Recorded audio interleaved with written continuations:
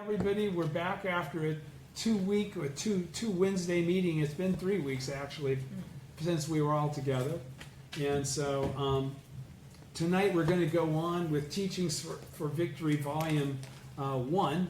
And we're on the third Gosho in that. And that's the Supremacy of the Law. And it's on page 113. And as always, we will go ahead and read the whole Gosho tonight. Yep. And I will start with the background right now. We got a lot to read because I'm going to read not only the Gosho, but the part 1. And there's 3 parts to this like there have been on all the other ones. Okay, so going to page 616 in volume 1 of the writings of Nichiren Daishonin, it says, Nichiren Daishonin wrote this letter at Minobu in the 8th month of the first year of Kinji. It was addressed to Oto, the daughter of Nichimyo, an earnest believer living in Kamakura. This letter, though addressed to Oto, was obviously meant for her mother, whom the Daishonin had called the sage Nichimyo in a letter dated the 5th month of 1272. Virtually nothing is known about Nichimyo other than that she visited the Daishonin with her daughter while he was in exile on Sato Island. The journey to Sato was a dangerous one, and the Daishonin was greatly impressed by the strength of faith she demonstrated.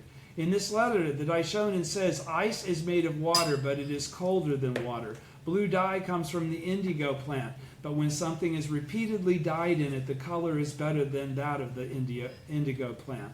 With this paraphrase of a passage in a well-known Chinese classic, Sun Tzu, he encourages Nichimyo to strengthen her faith still more so that she can gain even greater vitality and good fortune. The title of this letter derives from a passage in the annotations on the Nirvana Sutra that reads, one's body is insignificant while the law is supreme. One should give one's life in order to propagate the law. The Daishonin declares that however much people hate him and persecute him, because the law is supreme, it will spread without fail. Then, after his death, his remains, he adds, will be respected, as will those who have aided him. Okay, so that was the background on page 616. The Gosho then begins here on page 612, the supremacy of the law. And now, as I read this, understand, not for you guys, because I know you guys already know this, but anybody listening that maybe wouldn't understand that, he's going to reference the Lotus Sutra over and over and over again. He's really talking about the Buddhism of sowing and Nam-myoho Renge-kyo. So don't think he's talking about the 28th chapter Lotus Sutra of Shakyamuni when he keeps saying Lotus Sutra, Lotus Sutra, Lotus Sutra as I read this, okay? It's the first thing and most important thing for you to understand. He says, when Buddhism had not yet been introduced in China, the writings of such sages as the 3 sovereigns, the 5 emperors, and the 3 kings, Tai Kung Wang, Tan, the Duke of Chao, Lao Tzu, and Confucius, were called the canons or classics. Through these teachings, the people learned propriety and came to understand the debt of gratitude they owed their parents, and a clear distinction was drawn between the ruler and the ruled, so that the country was governed wisely. The people obeyed the leaders who followed these teachings, and heaven answered their prayers. A child who failed to obey them was labeled as unfilial, and a subject who violated them was punished as a traitor. When the Buddhist scriptures were first brought to China from India, some people said that they should be accepted, while others said that they should be rejected. A conflict arose, and the ruler summoned the 2 groups to meet and debate the issue. The adherents of the non-Buddhist teachings were defeated by the supporters of Buddhism. After that, whenever the 2 groups engaged in polemics, which is, aggressive debate with one another, after that, whenever the 2 groups engaged in these sort of arguments over doctrine or over concept, the devotees of the non-Buddhist scriptures were defeated by the Buddhists as easily as ice melts in the sun or as fire is extinguished by water. Eventually, they ceased to offer any effective opposition to Buddhism. As more Buddhist sutras were brought to China, it became apparent that some were superior in content or more profound than others. They belonged to different categories such as Hinayana and Mahayana, exoteric and esoteric, provisional and true. To illustrate, all stones are invariably inferior to gold, but gold itself is divided into several grades. No gold found in the human world can match the gold mined from the Jambu River, but the gold from the Jambu River is in turn far less valuable than the gold stored in the Brahma heaven. Excuse me, could you shut that off? Thank you. In the same way, all the Buddhist sutras are like gold, but some are finer and more profound than others. Those sutras that are called Hinayana are like small boats. They can carry 2 or 3 passengers, but not 100 or 1,000. Even with only 2 or 3 persons aboard, they must remain close to this shore and cannot cross over to the other shore. They can be loaded with a small amount of cargo, but not with a large cargo. In contrast, the Mahayana Sutras pardon me, are like those huge vessels that carry 10 or 20 people and loaded with large quantities of cargo can sail from Kamakura as far as Tsuchika or Mutsu province. But the ship of the true Mahayana Sutra is incomparably greater than those huge ships that are the other Mahayana Sutra. But the ship of the true Mahayana Sutra is incomparably greater than those huge ships that are the other Mahayana Sutras. Loaded with a hoard of rare treasures and carrying 100 or 1,000 passengers, it can sail all the way to the land of Korea. The sutra called the Lotus Sutra of the one vehicle is like this. Devadatta was the most evil man in the entire land of Jampadvipa, but the Lotus Sutra predicted that he would become the thus come one heavenly king. Although Ajatashatru was a wicked king who killed his own father, he was among those present when the Lotus Sutra was preached, and after hearing only a verse or phrase, formed a connection with the sutra that would enable him to attain enlightenment in the future. The Dragon King's daughter, a woman with a reptile's body, attained Buddhahood by listening to Bodhisattva Manjushri preach the Lotus Sutra. Furthermore, the Buddha designated the evil age of the latter day of the law as the very time for the Lotus Sutra to be propagated, and bequeathed it to the men and women of that impure age, the latter day of the law. Okay? The Lotus Sutra, the teaching of the one vehicle, is then a sutra as great and as powerful as the ships of the China trade. Thus, all the Buddhist sutras are to the non-Buddhist scriptures as gold is to stones. And all the various Mahayana sutras, such as the Flower Garland, Mahavrochana, Meditation, Amida, and Wisdom sutras, are to the Lotus Sutra as fireflies are to the sun or moon, or anthills to Mount Hua. Moreover, there is superiority and inferiority not only among the sutras, but also among their adherents.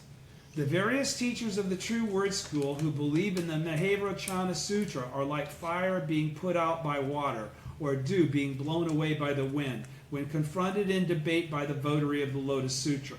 If a dog barks at a lion, its bowels will rot. An Asura demon who shot an arrow at the sun had his head split into 7 pieces. The True Word teachers are like the dog or the Asura, while the votary of the Lotus Sutra is like the sun or the lion. Now again, whenever he says the votary of the Lotus Sutra, he's talking about himself. You understand that, right? Before the sun rises, ice is as hard as metal. Fire, while untouched by water, is as hot as molten iron. But even the hardest ice easily melts away in the summer sun, and even the hottest fire is easily extinguished by water. The various True Word teachers appear to be most dignified and wise, but they are like one who, forgetful of the sun, expects ice to remain hard forever, or who, not taking water into account, thinks the fire will burn indefinitely. As you know, before the Mongol attack, the arrogance of the people of our day knew no bounds. Since the 10th month of last year, however, none of them has dared to assume a haughty attitude, or, as you have heard, Since the 10th month of last year, however, none of them has dared to assume a haughty attitude. For, as you have heard, Nichiren alone predicted this foreign invasion. If the Mongols attack our country again, none of the people will have the courage to face them. They will be like a monkey terrified by a dog, or a frog cowering before a snake. This is solely because it is a country that, by allowing the votary of the Lotus Sutra, who is an emissary of Shakyamuni Buddha, to be hated by all the priests of the true word Nembutsu precepts and other schools, has harmed itself and incurred the particular wrath of the heavenly gods. Now again, he's talking about himself. Because everybody has slandered me, the gods are going to abandon the nation of Japan. That's what he's saying. Thus, all its people have become cowards. They are like the fire fearful of water, a tree dreading the axe, a pheasant frightened out of its wits at the sight of a hawk, or a mouse threatened by a cat. Not one of them will be saved. At such a time, what will they do? In battles, soldiers regard the general as their soul. If the general were to lose heart, his soldiers would become cowards. Women regard their husband as their soul. Without their husband, they lack a soul. Now, he's not talking about that literally. He's talking about the effect of losing a couple losing the male. The female is then very vulnerable back in 12th century, 13th century Japan. He says, so he's not making a misogynistic comment about women. Okay, just to clarify that. He says, women regard their husband as their soul. Without their husband, they lack a soul. Of course, they still have one. Nowadays, even married women find it difficult to get along in the world. Although you have lost your soul, he's saying metaphorically, you lead your life more courageously than those who have one. Furthermore, you maintain your faith in the gods and you revere the Buddha, who are indeed, you are indeed a woman who surpasses others. So he's giving her high praise. He's saying, setting aside the adherents of the Nembutsu and other schools, while I was in Kamakura, I had no way of determining whether the faith of individual believers in the Lotus Sutra was deep or shallow. Let me say that again. Setting aside the adherents of the Nembutsu and other schools, while I was in Kamakura studying, I had no way of determining whether the faith of individual believers in the Lotus Sutra was deep or shallow. This I came to know only after I had incurred the wrath of the authorities and had been exiled to the island of Sado. Though no one else came to visit me, you, a woman, not only sent me various offerings, but personally made the journey to see me. It was almost too amazing to be true. In addition, you have now called on me here in Minobu. I know of no words with which to thank you. Certainly the heavenly gods will protect you, and the 10 demon daughters will have compassion on you. The Buddha promised in the Lotus Sutra that, for women, the sutra will serve as a lantern in the darkness, as a ship when they cross the sea, and as a protector when they travel through dangerous places. When the Tripitaka master Kumarajiva was carrying the Lotus Sutra to China, the heavenly king Vaisravana dispatched a number of troops to escort him safely over the Pamirs. When the Dharma teacher Dosho read the Lotus Sutra in the midst of a field, innumerable tigers gathered to protect him. There is no reason why you should not be protected in the same way. The 36 deities on earth and the gods of the 28 constellations in the heavens will lend you protection. So he's guaranteeing her, because of her faith, she will always be protected. Do you understand that's what he was just saying? Mm-hmm. Okay? Even though she lacks a husband to protect her, she doesn't need one. The power of her faith will protect her. Yes. Furthermore, human beings have 2 heavenly gods who always accompany them, just as a shadow follows the body. One is named Same Birth and the other Same Name. Perched on one's left and right shoulders, they protect one by reporting all of one's deeds to heaven. This is a metaphor again. Therefore, heaven never punishes those who have committed no error, let alone people of merit. That is why the great teacher Myola stated, the stronger one's faith, the greater the protection of the gods. Now, how does that occur, though? When he says this, when Myola is saying that the stronger one's faith, the greater the protection of the gods. What is the actual source of the protection of the gods? Your own faith, your own life. Okay, the life condition that you manifest is what protects you. Yes. It's not God's protecting you because of your faith. It's your faith itself. Yes. But as he's talking to this lady many years ago, that's how he conveys it. He says that's why the great teacher Myola stated, the stronger one's faith, the greater the protection of the gods. So long as one maintains firm faith, one is certain to receive the great protection of the gods. I say this for your sake. I know your faith has always been admirable. And she's already done all this stuff, but he's saying, but now you must strengthen it more than ever. Why?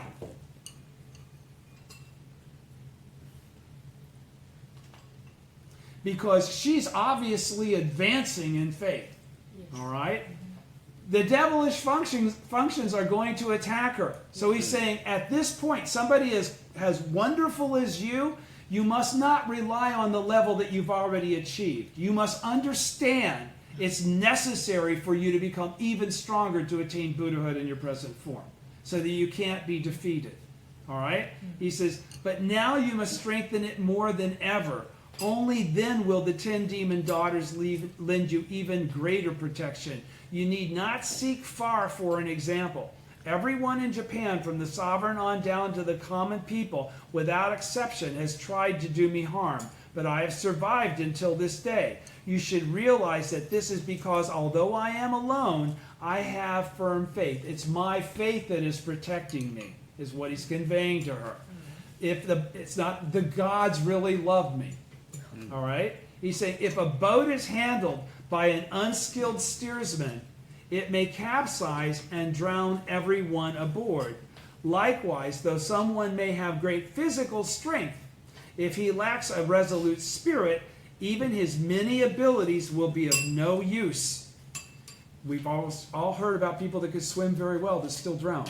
Yep. Okay? In this country, there may be many wise people, but they cannot utilize their wisdom because they are governed by foolish leaders. In the last Mongol invasion, tens of thousands of soldiers, as well as civilians, both male and female, in Iki, Tsushima, and the 9 provinces of Kyushu, were killed, captured, drowned in the sea, or fell from cliffs to their death. If the Mongols attack again, this time they will wreak incomparably greater havoc. Kyoto and Kamakura will meet the same fate as Iki and Tsushima. Prepare in advance and flee to some other place. At that time, those who declared that they would not see or listen to me will join their palms together and take faith in the Lotus Sutra. Even the adherents of the Nimbutsu and Zen schools will chant Nam-myoho Renge-kyo, because they're going to see that their prayers were ineffective. Okay? The Lotus Sutra states, and so what's he saying by that? He's saying, likewise, this is the way Kosen Rufu is going to occur.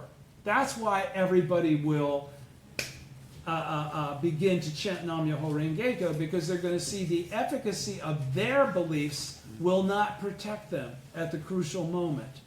The Lotus Sutra and the world headed for that kind of a place now. All right, so that's why this is so timeless for us to be reading. The Lotus Sutra states that if there are men and women who have firm faith in this sutra, which now would mean to have firm faith in the teachings of Nichiren in the latter day and the Buddhism of sowing, the Buddha will support them on his shoulders and carry them on his back. The Tripitaka master Kumamayana was carried by a wooden statue of Shakyamuni. When I was about to be beheaded, the world-honored one of great enlightenment took my place. It is the same in the present as it was in the past. All of you are my lay supporters, so how can you fail to attain Buddhahood? He's saying, because you have a relationship with me, you should know and have confidence you can do the same thing I've done. I'm not different than you.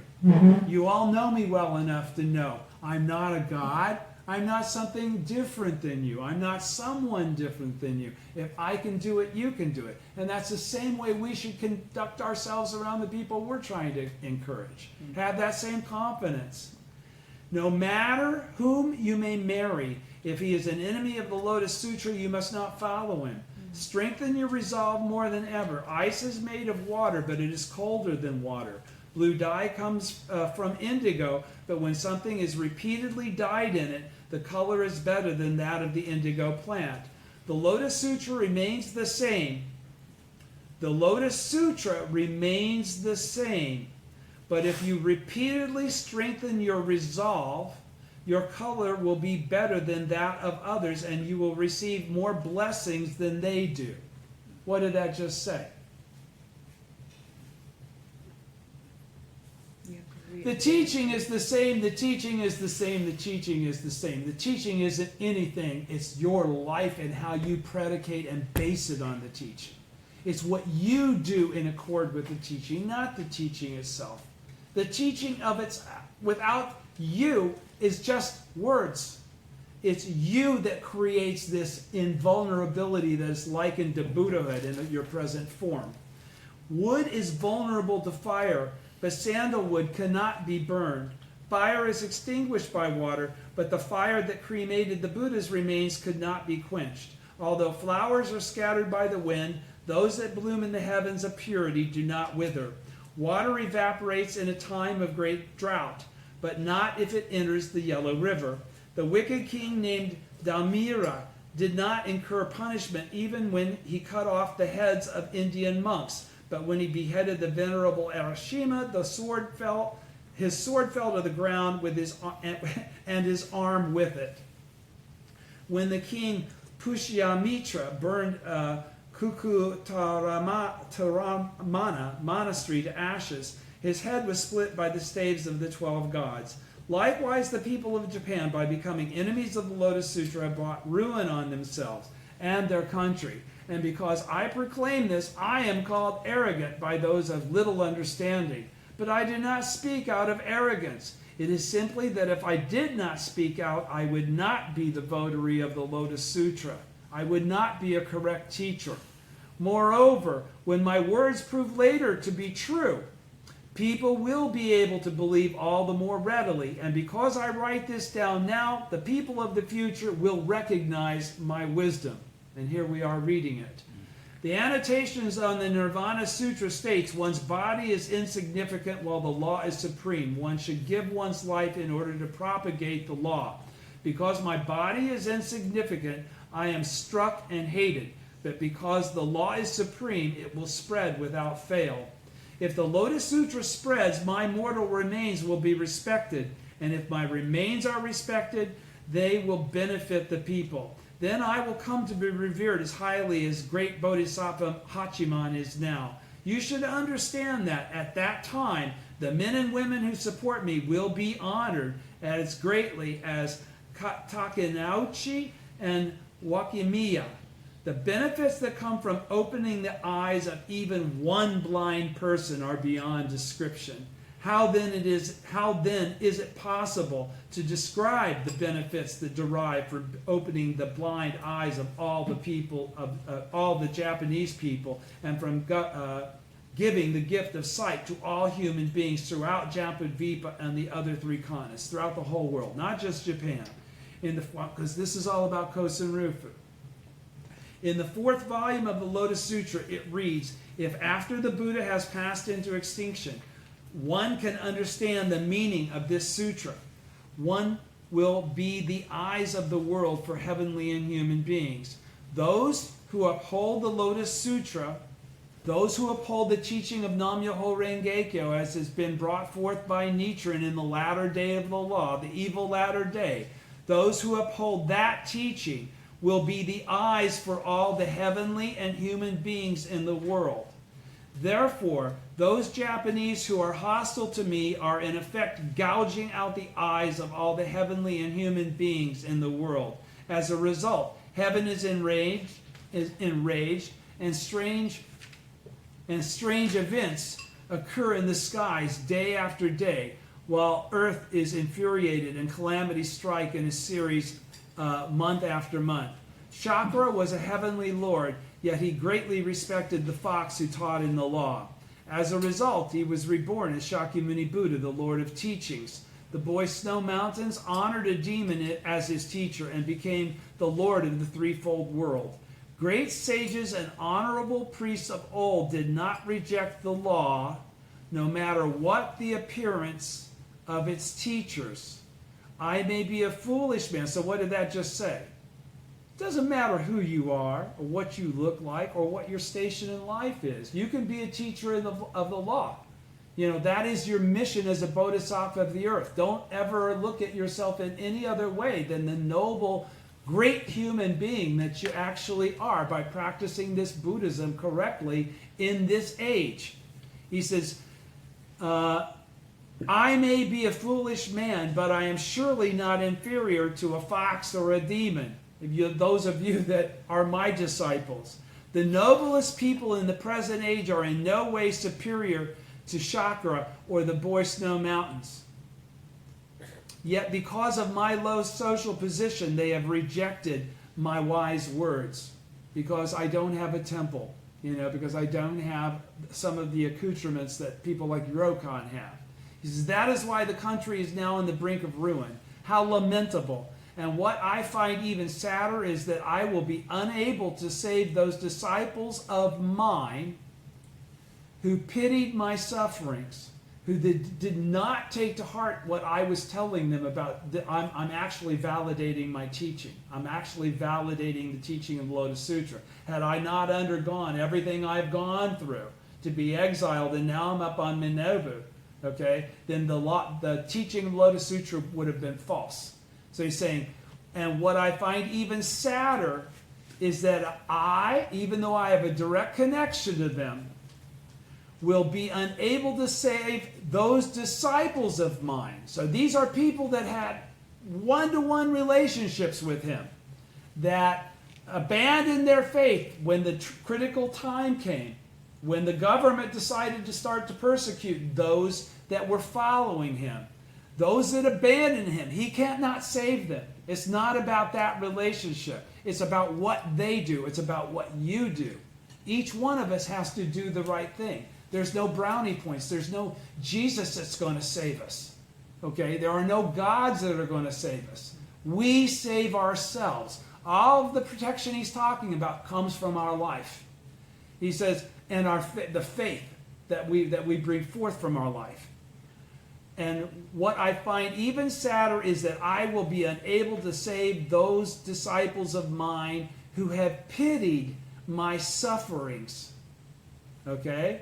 If anything at all happens, please come over here. I will welcome you. Let us die of starvation together among the mountains. And I would imagine that your daughter Otto has become a fine, intelligent girl. I will write you again. Nichiren on the 4th day of the 8th month to Otto. Okay, so I already read the background, and then we'll go to the lecture, which starts on page 113 of volume 1 of the Teachings for Victory. We've already read the Gosho passages. Here are the Gosho passages that will be discussed in the lecture. We've already read the whole Gosho, so we're going to go straight to page 116 and start reading the lecture. Page 116, top of 116. Lecture. Everybody's with me? Yes. Yes. Let me have a quick sip. That all made sense, right? Mm.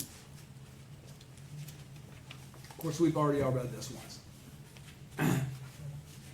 The voices of the people have genuine power.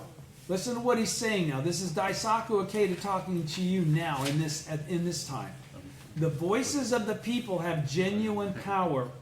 The lively advance of the people can move society. We're seeing that in the United States right now. There's a lot of turmoil going on. But there are a lot of minds being changed in the midst of that. That nation is changing, whether you're aware of it or not. Right before my eyes, if nobody else's. Nothing is mightier than the power of the people. And nothing is as formidable or as indestructible as their solidarity. That movement that I'm referring to is the example that I'm talking about that matches Daisaku Ikeda's words perfectly.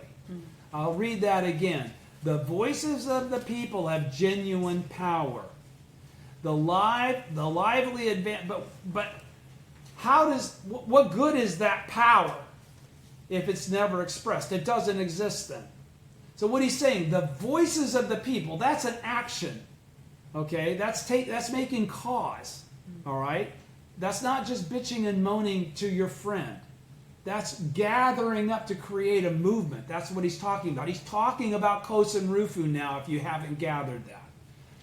The voices of the people have genuine power. The lively advance of the people can move society. This is how we're going to achieve Kosen Rufu.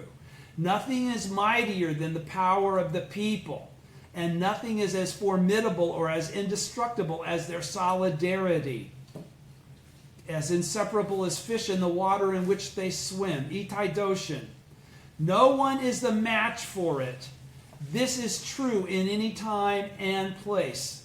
All right? The Buddhism of Nichiren Daishonin is a religion for ordinary people, like Nichiren himself, aimed at opening an era of the people and helping everyone gain true happiness. For us, as its practitioners, the realization of happiness for all people is not an abstract theory, but a concrete goal that we can achieve by focusing on each individual. By helping one person become happy through faith in the mystic law, we can show actual proof of the validity of Nichiren Buddhism as a truly humanistic religion. How did he make what's the distinguishing word, though, in what I just read, as it relates to the people that are going to do this, versus the people that are going to know about it and talk about it, but they won't be the people that do it. I'll read it again. The Buddhism of Nichiren Daishonin is a religion for ordinary people aimed at opening an era of the people and helping everyone gain true happiness. What is that?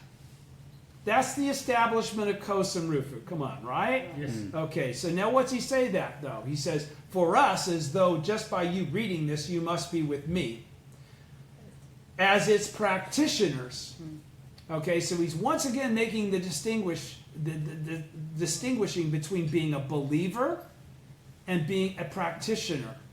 A true believer is a practitioner, but a believer that does not practice as a bodhisattva of the earth with Kosen Rufu as the ultimate goal and the Buddhahood of their own life for the sake of that Kosen Rufu as their utmost goal and sense of reality of where they must go with their life. They're not practitioners, they're just believers. They believe what it says, but they don't do what it says. There's a difference. There's a huge difference, and the result is completely different for the people that are believers and the people that practice that belief. Do you understand? There is a distinction, or he wouldn't make that distinction right now. For us, he doesn't say, for us Asoka Gakkai members. Did he say that? No. He says, for us as its practitioners, its practitioners, the Buddhism of sowing's practitioners, the teaching that will lead to Kosen Rufu, which is the Buddhism of sowing, not the Buddhism of harvest. Okay? Nichiren's teaching. For us as its practitioners, the realization of happiness for all people is not an abstract theory. The realization of Kosen Rufu isn't happy talk, but a concrete goal. Do you have that as a concrete goal? Do you have it as a concrete goal? Do you have it as a concrete goal? Is that something that you pray to the Gohonzon for? Yeah. If you do, then great. If you don't, then you need to start thinking more broadly about what is the real focus of your life. Is it you, or is it the you that is a bodhisattva of the earth? A badass, an original disciple of the original teacher. You didn't come here to have a good time. You came here to accomplish something, and that is a good time. Okay? I've had a great time. But it's still all based on the goal of this achievement. Okay? So for us as its practitioners, the realization of happiness for all people is not an abstract theory, but a concrete goal that we can achieve by focusing on each individual, leaving no one behind. Every life is precious. Everybody has a mission. Everybody is respect-worthy. By helping one person become happy through faith in the mystic law, we can show actual proof of the validity of Nichiren Buddhism as a truly humanistic religion. Achieving an ideal society must ultimately begin with each individual. That's why I emphasize that so much. It can only occur with each individual undergoing a great human revolution or inner transformation. And he's talking about attaining Buddhahood in their present form. Okay? Nichiren sought to foster such people.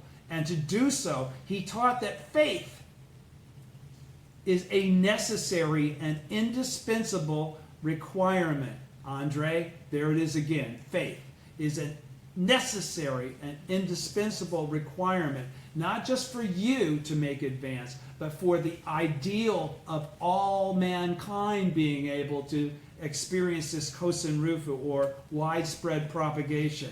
Anyone, last paragraph, first column, page 116, anyone who seeks to attain Buddhahood in this lifetime, me, if nobody else, and carries out faith aimed at achieving human revolution, can establish a firmly grounded self. You can become a teacher. You can become a teacher of the law. We can develop a state of life that allows us to actualize happiness for ourselves, but also for others. For ourselves and others. We can forge ahead undaunted by adversity because we expect it, and enhance our capacity for creating value out of every situation because we bring forth our Buddha wisdom. Faith in Nichiren Buddhism enables us to cultivate an inner state of absolute freedom, which means nothing can stop us and we're never defeated. That's absolute freedom. Absolute freedom doesn't mean nothing bad happens, no obstacles occur. Quite the opposite. Undefeated, it goes on. Faith in Nichiren Buddhism enables us to cultivate an inner state of absolute freedom, undefeated by karmic challenges. So no matter what jumps up, we volunteered for it, we made it, and we kick its ass till the last moment of our life. It is the means by which we can polish our lives, because it's only that adversity that proves to you that that power exists in your life. It's not just a bunch of written happy talk for people that are better than you. This time, we will study the Supremacy of the Law, a writing Nichiren composed when Japan faced the very real threat of a second invasion by Mongol forces. The times were also characterized by great confusion in society and a prevalence of misguided beliefs and erroneous teachings. In this letter of encouragement, Nichiren urges the recipient, referred to here only as the mother of Oto, to practice the correct teaching of the Lotus Sutra even more strongly and develop into a person of genuine faith. Ultimately, in a time of turmoil, the only thing we can rely on is our faith in the mystic law, because that's something that resides in us. That's not something outside of us. That's not a senior leader or Daisaku Ikeda or any other prop. That's our life. Okay? The woman who received this letter was a sincere disciple of the Daishonin. Together with her young daughter Oto, she traveled all the way from Kamakura to visit him in exile on Sado Island. Because of her dedication, Nichiren bestowed upon her the Buddhist name Sage Nichimyo, Son Wonderful. What kind of guidance and encouragement did he offer this admirable woman? Through carefully studying this letter, we can glean important essentials of faith. So that's why we're studying it. Sharing a common desire for people's happiness, second column, bottom, page 116, from the Gosho. When Buddhism had not yet been introduced in China, the writings of such sages as the three sovereigns, the five emperors, and the three kings, Tai Kung Wang, Tan, the Duke of Chao, Lao Tzu, and Confucius were called the canons or classics. Through these teachings, the people learned propriety and came to understand the debt of gratitude they owed their parents. And a clear distinction was drawn between the ruler and the ruled, so the country was governed wisely. The people obeyed the leaders who followed these teachings, and heaven answered their prayers. When the Buddhist scriptures were first brought to China from India, some people said that they should be accepted, while others said they should be rejected. A conflict arose, and the ruler summoned the two groups to meet and debate the issue. The adherents of non-Buddhist teachings were defeated by the supporters of Buddhism. Going on with the lecture, middle of page 117, first column. Nichiren Daishonin tells the sage Nichimyo that the Lotus Sutra is an incomparably noble teaching. And incomparably. So nothing compares to the Lotus Sutra as it relates to being correct. He outlines the characteristics of the different Buddhist sutras, referring in particular to the essence of the Mahayana sutras, of which he points out the Lotus Sutra is the highest. His message is that those who uphold the Lotus Sutra in the present troubled age are infinitely respectworthy, and more specifically that Nichimyo is a remarkable woman for practicing the supreme teaching as his disciple. And he's again speaking of the Buddhism of sowing, not the 28th chapter Lotus Sutra. Nichiren begins by explaining how Buddhism spread in China. First, he notes that the various respected teachings prevalent in China before the arrival of Buddhism also had the power to benefit the people in the respective times in which they were propagated. The birth of almost all religions or spiritual traditions can be traced back to a wish for people's happiness. My mentor, second Soka Gakkai President Josei Toda, often used to say he was certain that if the founders of various religious traditions, including Nichiren Daishonin, Shakyamuni, Jesus, Muhammad, and so forth, gathered together in one room for a discussion, they would quickly arrive at a common understanding. So what did he just say there that is very significant to me? He relates the Daishonin's teaching in the Buddhism of sowing right with any other major religion in the world, and we just haven't got as big as them as we will. Okay, but he's saying Jesus ain't got nothing on Nichiren Daishonin. Muhammad got nothing on Nichiren Daishonin. Shakyamuni got nothing on Nichiren Daishonin. These are all great men with great minds and great teachings, but the teaching for the time is what we're talking about now. He says so. And so he says, let me go back and say that. My mentor, second Soka Gakkai President Josei Toda, often used to say he was certain that if the founders of various religious traditions, including Nichiren Daishonin, Shakyamuni, so he puts Nichiren Daishonin on an equal basis with Shakyamuni, Jesus, Muhammad, and so forth, gathered together in one room for a discussion, they would quickly arrive at a common understanding. When top leaders, be it of an organization or a nation, meet face to face, they can easily convey their thoughts and make swift decisions. This is because their reasoning is guided by a strong sense of responsibility.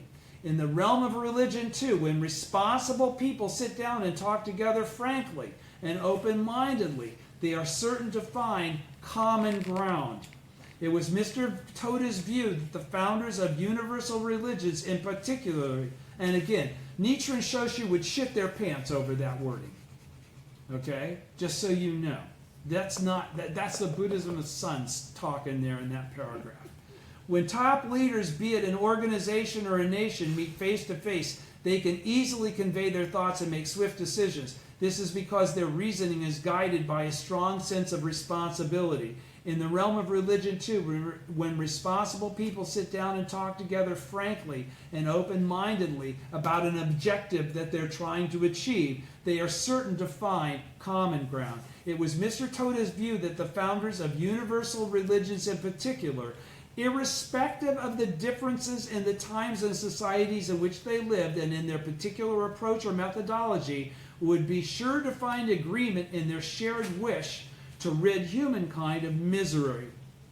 The problem, however, is that later heirs to these religious traditions invariably lose sight of their founders' original goal of people's happiness. They create hierarchical sects They create differentiation, separation, not unity. Not a process of conformity. Do you understand what he's saying there? The problem, however, is that the later heirs to these religious traditions, such as the different schools of Buddhism, as far as Shakyamuni, or the different schools of Nichiren Buddhism, as far as Japan is concerned, invariably lose sight of the founder's original goal of people's happiness. Kosen Rufu is the key, not who's the biggest sect.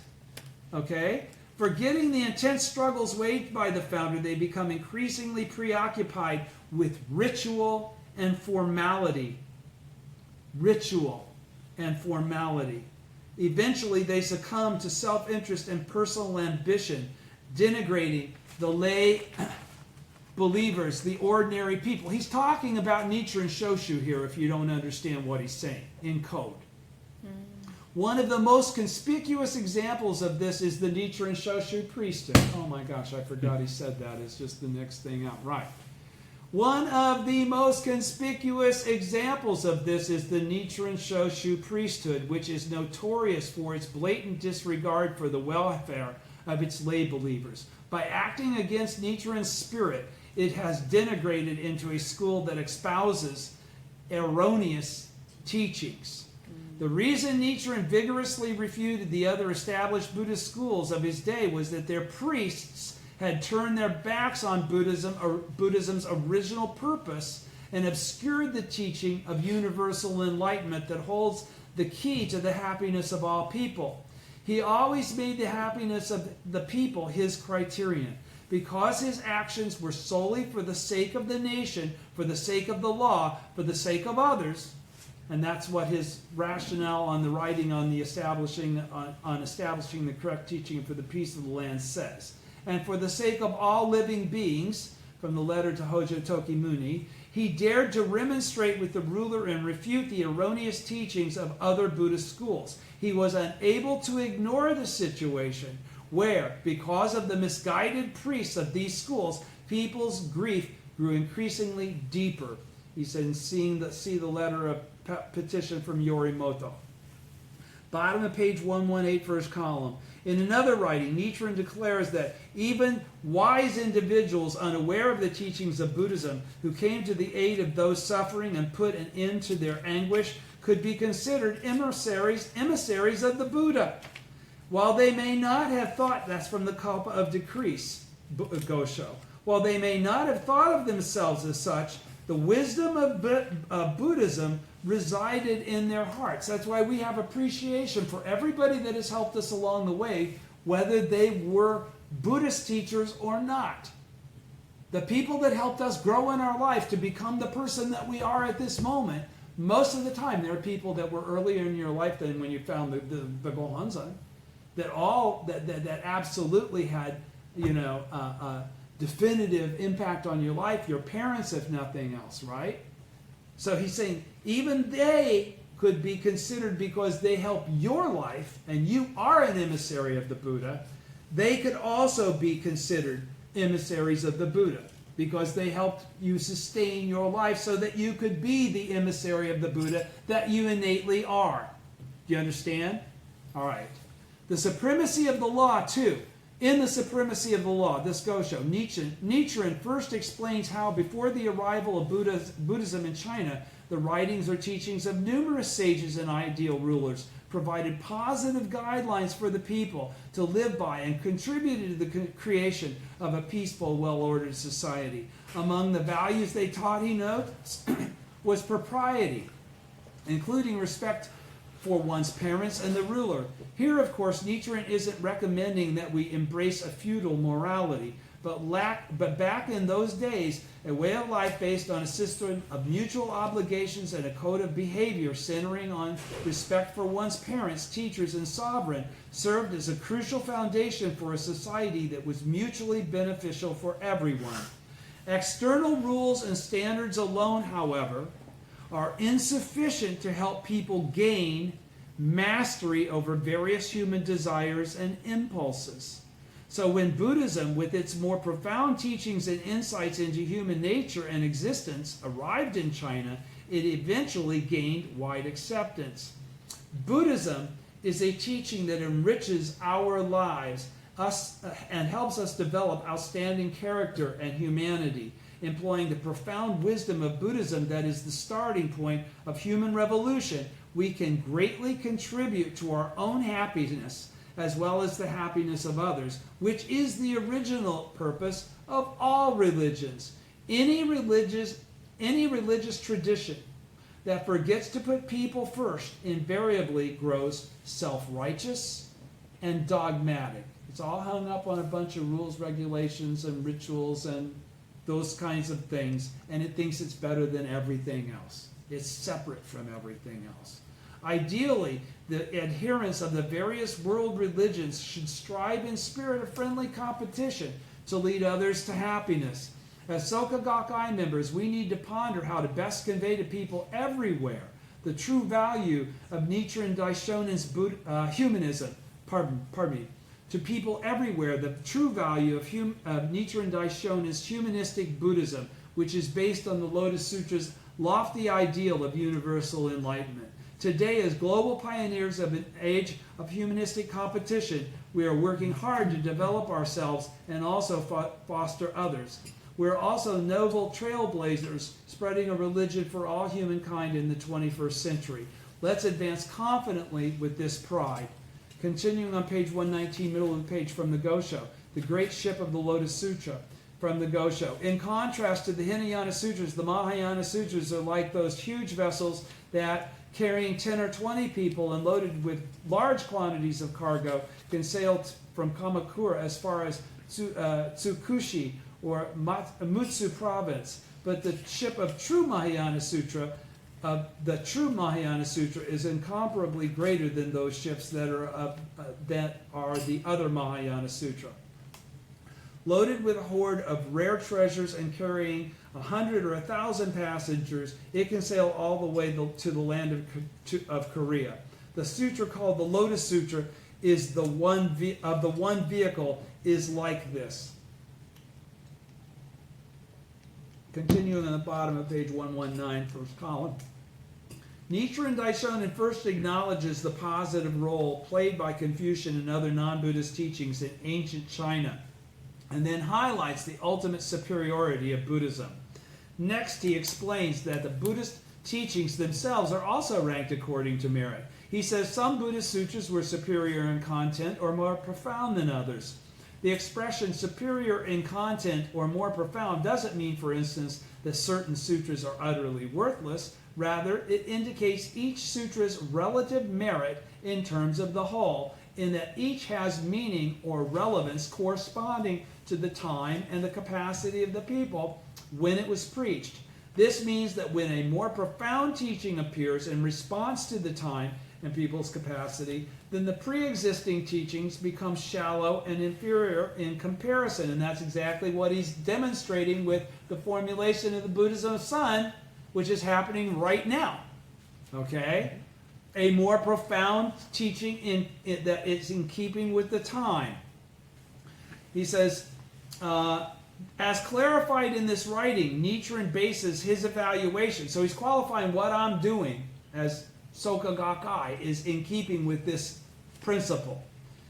As clarified in this writing, Nichiren bases his evaluation of the different sutras on the criteria of how many people they are capable of leading to happiness, and also whether they can serve as a means to free all humankind from suffering. If they only are held for certain people, then they're not a universal solution. He offers an easily accessible comparison, likening the respective Buddhist teachings categorized as Hinayana, Provisional Mahayana, and True Mahayana, the Lotus Sutra, to boats or ships of different sizes. The Hinayana Sutras, he says, are like small boats that can carry only 2 or 3 passengers. Could you do Kosen Rufu with such a boat? No. And a modest amount of cargo, and are unable to travel far from the shore. The Provisional Mahayana Sutras are like large ships that can carry 10 or 20 people in a substantial payload and make lengthy journeys from one part of Japan to another. But can you do Kosen Rufu with such a boat? No. But superior is the ship, going to page 120. That's what he's talking about. Only the great teaching of the Buddhism of sowing can accomplish widespread propagation or the pacification of land. Everybody gets to participate in the benefit of Kosen Rufu. No one is excluded. Even non-believers, even evil people. Nobody's excluded from the merit. But page 120. But the superior is the ship of the Lotus Sutra, the sutra of the Buddhist true teaching. It is like a great ocean-going vessel that can carry hundreds of passengers, hold a cargo of rare treasures, and travel as far away as the Korean peninsula. The Daishonin thus offers a list of objective criteria: passenger capacity, 2, maximum range, and 3, cargo capacity. Of these, passenger capacity corresponds to the number or a scope of people that the sutra's teaching can lead to enlightenment. Maximum range corresponds to the depth and richness of the state of life one can attain through continued practice of that sutra's teaching. And cargo capacity corresponds to the efficacy of the sutra's teaching and the depth of wisdom and insight it contains. In short, the Lotus Sutra, by expounding the principle of the mutual possession of the 10 worlds, which is from Tintai, right? Okay. In short, the Lotus Sutra, by expounding the principle of mutual possession of the 10 worlds, is the only teaching that reveals that all people possess within them the potential to become Buddhists. That's Ichinen Sanzen, what he's talking about, right? By bringing forth our inner Buddhahood, we attain enlightenment. By bringing forth our inner Buddhahood, we attain enlightenment. It's not rocket science. It's not something that suddenly you became pure and white and a priest.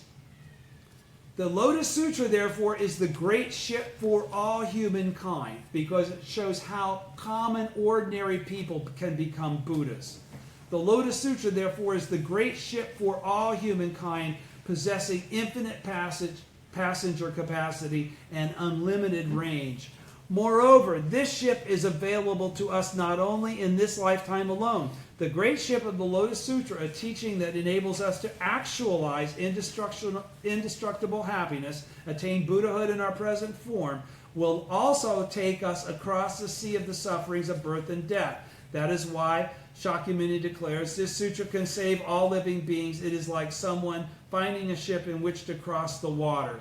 Nichiren wishes first and foremost to give Nichimyo the confidence and peace of mind of knowing that those who embrace faith in the mystic law will definitely attain a state of absolute happiness. Doubt-free faith. Mugi washing, baby. Okay? Page 120, second column. The Lotus Sutra's revolutionary teaching of the enlightenment of women. This is from the Gosho. Devadatta was the most evil man in the entire land of Jampadvipa, the whole world. But the Lotus Sutra predicted that he would become the thus come one heavenly king. Though Ajatasattu was a wicked king and killed his own father, he was among those present when the Lotus Sutra was preached, and after hearing only a verse or a phrase, formed a connection with the teaching that would enable him to attain enlightenment in the future. The Dragon King's daughter, a woman with a reptile's body, attained Buddhahood by listening to Bodhisattva Manjushri preach the Lotus Sutra. Furthermore, the Buddha designated the evil era of the latter day of the law as the very time for the Lotus Sutra to be propagated and bequeathed it to the men and women of that impure age. The Lotus Sutra, the teaching of the one vehicle, Nam-myoho Renge-kyo, is then a sutra as great and as powerful as the ships of the China trade. Top of page 121. In this section, Nichiren Daishonin touches on the enlightenment of evil people and women. The sutras expounded prior to the Lotus Sutra, such as the provisional Mahayana sutras, held that evil people and women were incapable of attaining Buddhahood. Many practitioners therefore felt resigned to that unfortunate fate. But the Lotus Sutra firmly dispels such disconsolation by proclaiming broadly that all people have the potential for Buddhahood. The power of the Lotus Sutra's teaching is such that it can enable even evil people like Devadatta and King Ajatasattu to attain enlightenment. Devadatta was a former disciple who turned on Shakyamuni Buddha and committed many grave offenses, including causing disunity in the Buddhist order. As a result, he is said to have fallen into the hell of incessant suffering while still alive. Ajatasattu, meanwhile, was the king of Magadha, who, at Devadatta's instigation, arrested and deposed his father, King Bimbisara, in order to seize the throne for himself. He also plotted to assassinate Shakyamuni. Above all, the Lotus Sutra teaches the enlightenment of women who in the pre-Lotus Sutra teachings had been scorned and despised. The Dragon King's daughter, hearing Manjushri preach the Lotus Sutra, the secret teaching of the attainment of Buddhahood in one's present form, instantly manifests the life state of a Buddha. In doing so, she scored a victory for the happiness of women everywhere. The enlightenment of the Dragon King's daughter might seem to have no relevance to the enlightenment of men. But Nichiren writes, all living beings are the Dragon King's daughter as an essential or intrinsic quality. Why? Because she's the example of attaining Buddhahood in your present form. The enlightenment of the Dragon King's daughter, continuing, the enlightenment of the Dragon King's daughter, in other words, is a vital precondition for the enlightenment of all people because it serves as actual proof of the principle of attaining Buddhahood in one's present form. It could be said to symbolize the enlightenment of all humankind. So women aren't second, they're really first. We wouldn't be born without them. There would be no Buddhism without women. The reason Nichiren mentions Devadatta and the Dragon King's daughter here is that in the next passage he explains that the Lotus Sutra was bequeathed to the men and women of the evil age of the latter day of the law. The Lotus Sutra is a teaching that can lead people of all capacities to enlightenment in even the most terrible times and impure lands. All capacities, most terrible times, and most impure lands. Nam-myoho Renge-kyo, the teaching of sowing at the heart of the Lotus Sutra, serves as the cause or catalyst that unlocks the Buddha nature inherent in the lives of all people, no matter who they are. Nichiren must have gained incredible courage from Nichiren's confident assertion that the Lotus Sutra is a teaching for the men and women of the latter day. President Toda wrote, no matter how advanced civilization might become, there will be no true happiness for humanity in a world where nations ignore morality and engage in endless power struggles. In the unfortunate event of a nuclear war breaking out, the inhabitants of our planet will be headed for certain destruction. I am convinced that it is precisely for this present age that Nichiren Daishonin bequeathed to us a great religion that could prevent the destruction of humankind. Top of page 122, first full paragraph. Memories of my mentor's unquenchable passion and enthusiasm for Kosen Rufu live on in my heart. We must keep moving forward in our undertaking. How disappointed Nichiren would be if our movement ever ground to a halt. It would signal an age in which humanity slips back into barbarism. Let us therefore continue to forge ahead with unshakable conviction in our noble endeavor of ending the interminable cycle of misery and suffering that has plagued humankind. Genuine leaders work for people's happiness, going back to the Gosho again, middle of page 122, first column. Moreover, there is superiority and inferiority, not only among the sutras, but also among their adherents. The various teachers of the True Word School who believe in the Mahavajracana Sutra are like fire being put out by water or dew being blown away by the wind when confronted or in debate by the votary of the Lotus Sutra.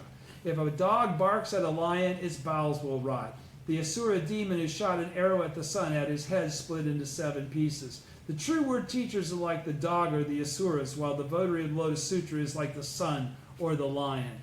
In this section, Nichiren Daishonin asserts that the practitioners of the different sutras can be also ranked in a corresponding manner to the sutras themselves. In one writing, he cites Tentai's the words and phrases of the Lotus Sutra. Since the law is wonderful, the person is worthy of respect from the person in the law.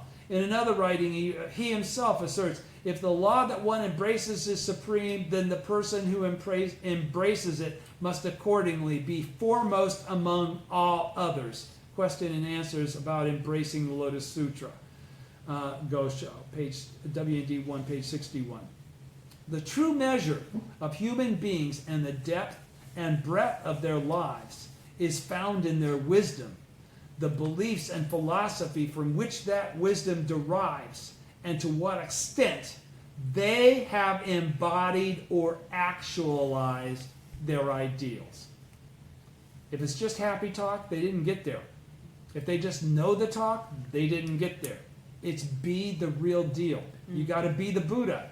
Nichiren notes that there is a world of difference between the votary of Lotus Sutra and the priests of the True Word School. In a debate, the former would prevail as easily as water extinguishes fire or wind blows away the dew. Why does he single out the True Word priests for criticism? We can assume it was because at that time, the entire country was relying heavily on the priests of this school to offer up incantations and prayers for the defeat of the Mongol forces. Also, the esoteric True Word School enjoyed unsurpassed influence and the prestige in Japanese society during Nichiren's day. They'd taken over Dingyo's Mount Hei temple. Even the Todaiji? Whatever. Even the Tendai school, originally based on the Lotus Sutra, gradually... No, it's whatever. Even the Tendai school, which is what he's saying here, even the Tendai school, originally based on the Lotus Sutra, gradually fell under the influence of the esoteric doctrines and rituals of the True Word School. Beguiling people with the mystique of their incantations and prayers, the priests of the various schools, especially the True Word School, ingratiated themselves with those in power, gaining patronage and protection. It was exactly the opposite of the behavior of the votary of the Lotus Sutra, who, in accord with the Sutra's teachings, championed the cause of universal enlightenment and remonstrated with the ruling authorities to get them to abandon their erroneous tenets. The people of Nichiren's day should have been asking these questions about the established Buddhist schools. Did they benefit the people or merely seek to bolster their own authority and power? Did they lead people to happiness or consign them to misfortune? Did they combat the devilish nature of power or collude with it? But sadly, the people had no way of knowing the true nature of these schools.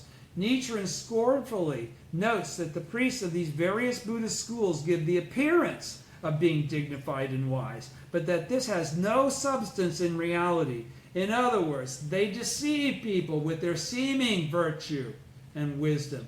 Frauds are skilled at duping people. This can even happen other places. That is why the real solution lies with people becoming wiser. We must all become wiser. That is why he says, without study and faith and study, there can be no Buddhism. Unless you take it upon yourselves to learn these teachings, to master these teachings. You can't listen to somebody read them to you. Okay? That's what he's saying. You can't allow that. How can you be a teacher if all you've ever done is listen to people talk? Okay? That's what he's saying. Let me read it again. In other words, they deceive people with their seeming virtue and wisdom because they know the right things. They seem to act okay, but they're doing nothing to manifest true Buddhahood. True Buddhahood involves teaching others. Frauds are skilled at duping people. This is why the only real solution lies with people becoming wiser. In order to awaken people, so that means chanting Daimoku. In order to awaken people so that they can make prudent decisions, Nichiren continues his blistering castigation.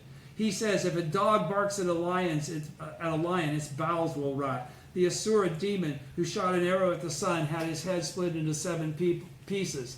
The True Word priests with their aberrant views, he states, are exactly like these dogs and Asura demons. To protect the correct teaching, he speaks out boldly and incisively against erroneous teachings that not only spell suffering for the people, but that can easily put the entire country on the path to ruin. Without deeply engraving in our hearts, Nichiren's solemn determination to protect the law, we cannot be regarded as genuine disciples. This passage, so people that just go to meetings and maybe get Gongyo done and chant a little Daimoku to finish it off and begin it, that ain't cutting it. This passage vividly conveys Nichiren's noble commitment to keep on fighting, even if entirely alone, to protect the Lotus Sutra and defend the spirit of Shakyamuni Buddha, supporting those who work for the people's welfare, but denouncing those who discriminate against the people, the being open to ideals that benefit humanity, but rejecting those that can inflict suffering. This is the spirit of genuine humanism. Because this was the spirit with which he fought, the Daishonin, the votary of the Lotus Sutra, is like the sun or the lion. Let us also live out our lives like lions in the shining sun. The lion is the fearless king of beasts. The sun brightly illuminates society and the world and fills people's hearts with hope. That's what teachers do. As the Japanese author and critic Minpei Sigura observed, since World War II, the Soka Gakkai has devoted itself to awakening the people. Human beings can only be polished in company with other human beings. To calmly surmount all storms of criticism and abuse and go out among the people to help others gain wisdom and insight. This is the essence of our Soka movement for human revolution. It is none other than the struggle to achieve peace and prosperity in society through widely spreading the humanistic ideals and principles of Buddhism, just as Nichiren instructs. In this writing, he conveys to Nichimyo his towering conviction that lions are dauntless and the sun invincible, and that through faith in the mystic law, we can open the way to a life of good, happiness, and victory. And we've only got another page to go. The times demand a leadership revolution, middle of page 124. As you know, before the Mongol attack, this is from the Gosho, the arrogance of the people of our day knew no bounds. But since the 10th month of last year, October 1274, when the first Mongol invasion occurred, however, none of them has dared to assume a haughty attitude, for, as you have heard, Nichiren alone predicted this foreign invasion. If the Mongols attack our country again, none of the people will have the courage to face them. In battles, soldiers regard the general as their soul. If the general were to lose heart, his soldiers would become cowards. In July, that's why Daisaku Ikeda is saying, come on guys, be like me. In July 1260, Nichiren Daishonin completed his treatise on establishing the correct teaching for the peace of the land, in which he predicted that unless the correct teaching was followed, the country would soon suffer internal strife and foreign invasion. These were the only two calamities among the so-called 3 calamities and 7 disasters that had not yet assailed Japan. Nichiren presented this treatise as a remonstration to Hojo Tokiyori, the retired regent, but still the most powerful figure in Japan's ruling clan. Neither the ruler nor the general population, however, paid serious attention to his pointed warnings. They even refused to give his words credence after a delegation of emissaries from the Mongol Empire arrived on Japanese shores. On the contrary, jealous priests of the other Buddhist schools and deluded government authorities conspired to have Nichiren executed at Tatsunokuchi. Thus, as a result of the widespread slander of the correct teaching in society, he says, the heavenly deities, the protective forces of the universe, abandoned the country, and because of this, his prediction of foreign invasion came true. In October 1274, the year before the Supremacy of the Law, this Gosho, was written, the Mongol forces attacked Japan for the first time. Before coming to see the Mongol forces as a real and present threat, the people had been blithely confident and unconcerned because Japan had never been invaded ever in its history. But once the country was actually attacked, they were thrown into fear and confusion because the sun goddess didn't protect them. None of them, Nichiren writes, has dared to assume a haughty attitude. And he even goes so far as to say that should the Mongol forces attack again, there would probably be no one brave enough to face them head on. Further, top of page 125, further in April 1275, a few months before this letter was written, another Mongol delegation arrived. The country was again in turmoil. The government, which ultimately beheaded the envoys in September of that year, hastened to step up its security and defense measures. It requested Buddhist temples and Shinto shrines throughout the land to pray for the defeat of the foreign invaders. Nichiren alone predicted this foreign invasion. He was the only one who perfectly apprehended the situation based on the keen insight of Buddhism and had repeatedly warned that the two remaining calamities would recur. It is just as he says when he writes, 3 times now I have gained distinction by having such prophetic knowledge from the selection of time. WND, page 579, for those of you that are reading the selection of time. Starting with the submission on establishing the correct teaching, he remonstrated with the authorities 3 times, persevering amid unrelenting persecution and great hardships. This arose from his compassionate desire to save all people from suffering. It was an unprecedented struggle to fundamentally transform the deeply ingrained social mentality that prevented people from properly distinguishing right from wrong. At the time of the Mongol invasion, those who until then had been haughty and arrogant were suddenly petrified. Notes Nichiren, all have become cowards.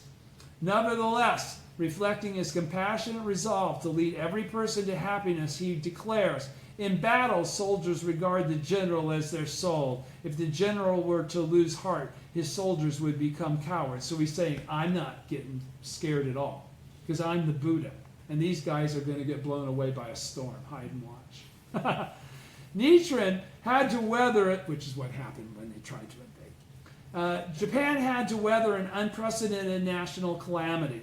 At precisely such a time, there was a critical need for leaders with proper insight and courage. But the top rulers of the military government had lost the ability to make correct decisions and were consumed with fear. In terms of diplomacy, summarily beheading the envoys of another country could not be considered a normal or sane course of action. Nichiren says that just as frontline soldiers under a general show cowardice in battle will lose courage, so those ruled by errant leaders will grow fearful and faint-hearted. It was the same with Japan during World War II. A deplorably misguided group of leaders brought the country to ruin. People led by foolish leaders are truly unfortunate. We mustn't permit this situation where people suffer the direst distress because of inept and incompetent leaders. That goes for us and the Soka Gakkai as well. That's why we all got to be correct teachers. Now is the time for a leadership revolution. Now, what the hell do you think Daisaku Ikeda means there? Is he talking about your district chief, your chapter chief, your general chapter chief, your territory chief, or whatever structure you practice under in the Soka Gakkai? No, he's talking about each of you practitioners becoming a leader. That's what this whole thing's about. We mustn't permit this situation where people suffer the direst distress because of inept and incompetent leaders. Now is the time for a leadership revolution. This was the essence of the Daishonin's fervent resolve to keep fighting based on his unwavering commitment to the welfare of the people, which is evident in this writing. That's why Daisaku Ikeda is speaking out. Where, then, could the country find a true leader? Did he pass this message down for somebody else to give it to us? No, he stuck it in these writings because this is his direct communication to each one of us. Understand that. This isn't through the filter of another person. This is from Daisaku Ikeda to you. All right? This isn't a 40-year-old Gosho lecture. Excuse me. Which is evident in this writing. Where then could the country find a true leader, a truly great general who could lead it out of this difficult situation? In challenging Ryokan of Goryaku-ji Temple in Kamakura, a prominent priest of the True Word Precept School, to a public debate, the Daishonin proclaimed, I, Nichiren, am the foremost votary of the Lotus Sutra in all of Japan, a great general who can defeat the forces of the Mongol nation. He says, goes further, we can discern here his supreme state of life. He was basically saying, I'm a goddamn badass, period. And I am because I am. We can discern here his supreme state of life, his profound awareness that he alone could truly save the country from this threat of national calamity. Let us therefore take as a guideline for leadership the words, in battles, soldiers regard the general as their soul. If the general were to lose heart, the soldiers would become cowards. How would you guys feel if I told you about all my problems? All the time. And I don't know how am I going to... No, that wouldn't be very encouraging to you, would it? Okay? That's what he's talking about. The leader has to always have the faith that allows him to be fearless no matter what kind of bullshit's going on. And to take that on as their mission to defeat for the sake of showing the people that they're leading, they can as well. So that they can become that same type of leader. That's the point. That's what Daisaku Ikeda is teaching us here. Let us therefore take as a guideline for leadership the words, in battle, soldiers regard the general as their soul. If the general were to lose heart, the soldiers would become cowards. Mr. Makaguchi, that's why people that go Titan take people with them, almost every time. Mr. Makaguchi underlined this passage in his copy of Nichiren's writings. He went to prison and was willing to stay there and die there. And he constantly embodied it in his own behavior. I'm going to start crying. Mr. Toda and I too, amid major struggles for Kosen Rufu, read this passage together with our fellow members, because it applies to them as well, as a source of strength and inspiration for our advance. The Bodhisattvas of the earth, creating Kosen Rufu. The more troubled the times, irrespective of the challenge, the more crucial is the attitude and resolve of those in leadership positions. All of you who are in leadership positions out there. Are the leaders energetic? Are they brimming with enthusiasm, a passionate and fighting spirit? Are they filled with a fearless and tenacious determination to win in the face of even the most difficult trials? Courage inspires courage. One wave gives rise to 1,000 in a ripple effect that powerfully spreads through the entire organization until everyone is emboldened, finally producing an overwhelming groundswell toward victory. Everything hinges on the leaders. Think of that prose that I read from you from the Human Revolution. How did President Toda talk? He talked about, God damn, I feel like I'm about to fall over. No, all he talked about is the invincible confidence that he had in everything that he said. And he guaranteed everyone that he was speaking to, believe what I'm saying. I am telling you the truth. There was not a doubt in his mind. Okay? And the result had yet to occur. It was his faith that allowed him to have that, not arrogance. This is not about arrogance or self-assuredness. This is about faith in the teaching and revealing the Nam Myoho Renge Kyo, thus come one, that you already are. This year, 2009, marks the bicentennial of the birth of Abraham Lincoln, second column, page 126, to the end. The 16th U.S. President, the well-known American poet of the people, Walt Whitman, sang of the slain leader's praises in one poem calling him, "O Captain, my Captain," and in another describing him as gentle, plain, just, and resolute, under whose cautious hand, against the foulest crime in history known in any land or age, was saved the union of these states. Whitman paid moving tribute to Lincoln, who, as a pioneer of democracy, again, a leader like he has qualified, President Ikeda has qualified, a great genuine leader at a time of great difficulty for the time when they lived, for the country where they lived. Whitman paid moving tribute to Lincoln, who, as a pioneer of democracy, had steered the ship of his nation toward the realization of a great ideal. As practitioners of Nichiren Buddhism, we are continuing an epic voyage of Kosen Rufu aboard the great ship of the Soka Gakkai in order to lead all people of the latter day to happiness. In a well-loved Soka Gakkai song, we find the line, "This ship is on a sure course to historic achievement. Accordingly, let us create a glorious, indestructible history as trailblazers in the noblest of human endeavors we aspire to fulfill." Thank you. See you next week. Thank you.